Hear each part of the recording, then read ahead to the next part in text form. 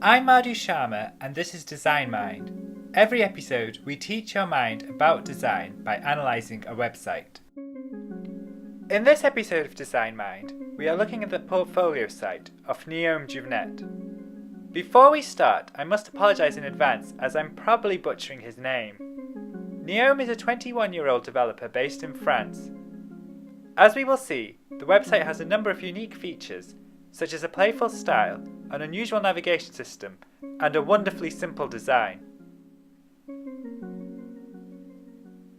From the moment you first see the home page, you know that this site is something special. The simple doodle lines keep the site eye-catching and clutter-free, but also establish a unique brand that is bursting with creativity and personality. Users navigate the site by moving this ultra-cute robot with the arrow keys on the keyboard. The robot has lots of weight to its animation, which gives it a sense of personality. It can even do a little jump by pressing up. A navigation system like this can be problematic, as it's very different from the norm. Thankfully, the site recognises this and compensates by offering 3 solutions. The first is this handy box that explains how the navigation works. The second are these arrow buttons that provide a mouse-based fallback, which is perfect for users who prefer clicking buttons to using the keyboard. The final solution is this traditional style navigation bar. This robust system of fallbacks means that even the most inexperienced web user won't have any problems navigating. The simple nature of the fallbacks means they don't clutter the page.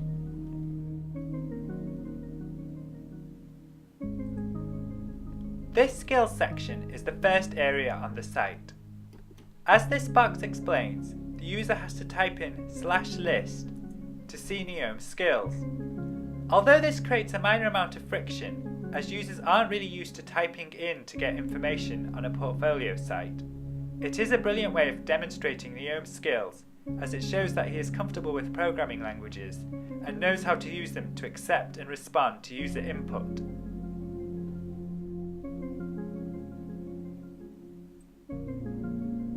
Scroll on and we get to the all-important portfolio section. The user can click these links to view case studies about each project.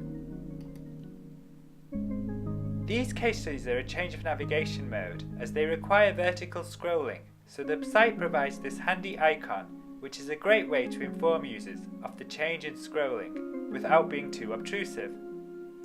Unfortunately, scrolling with the mouse is the only way to go down, as the arrow keys and page up-down buttons on the keyboard don't work. This is a shame, as after using the arrow keys to navigate the rest of the site, it feels a bit odd to go back to the mouse. The case studies follow the simplicity of the rest of the site by only limiting themselves to key information. Diagrams such as this one are used to break down complex concepts. Images are handled especially well. Placing a screenshot of the work would break too sharply from the simplistic design of the main site, so a sliding animation together with a thick pencil line style frame is used, which makes the images fit in more naturally. At the bottom of the page we get this box, which thanks the user for viewing, and lets them view the next case study by clicking. This is where the usability of the site falls down a bit, as when the user clicks, the page automatically scrolls to the top, but then quickly scrolls down to the next case study, as we just saw. Seeing the original section whiz by like that is a bit disorientating. Unfortunately, the user can't scroll back to that section, and at first glance, it seems like they are trapped in the case studies section. Even refreshing the page won't help. The only solution is to re-enter the site address. If the user mouses over at the footer at the bottom, they will find this X symbol, which will allow them to close the case study section and return to the main site. However, this X button isn't very intuitive or noticeable. The site would have benefited from a button marked Return to Site. It would have also helped if the left and right arrow navigation keys could have been used to move between the case studies and to return back to the main site.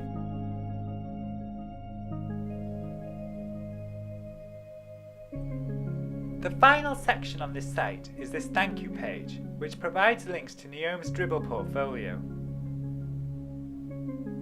Let's conclude this analysis by looking at some nice touches on the site and viewing how the site works on mobile. I really like the use of these introduction boxes. The brief description, together with the keyword in black, makes it easy to understand the page at a glance. I also like the way the job wanted call to action scrolls across the page. Its animation makes it instantly stand out without being obtrusive. It's too bad the flight path doesn't restart each time the user flips between screens, as once the balloon scrolls off the screen, it can take a while to appear. On mobile, the site is a little bit disappointing, as it merely provides a link to Guillaume's CV as a PDF. Translating the site to mobile was always going to be a challenge, but given Guillaume's awesome skills, it's a shame that he didn't make a stripped down version. Overall, this is an excellent site. Its wonderfully simple design means that it's bursting with personality, and so it will leave a lasting impact. The navigation is not only unique, but is also a very intuitive way of showcasing Guillaume's awesome work and providing a tour of all his skills. I hope you enjoyed this episode of Design Mind. A new episode is released every Monday and Thursday.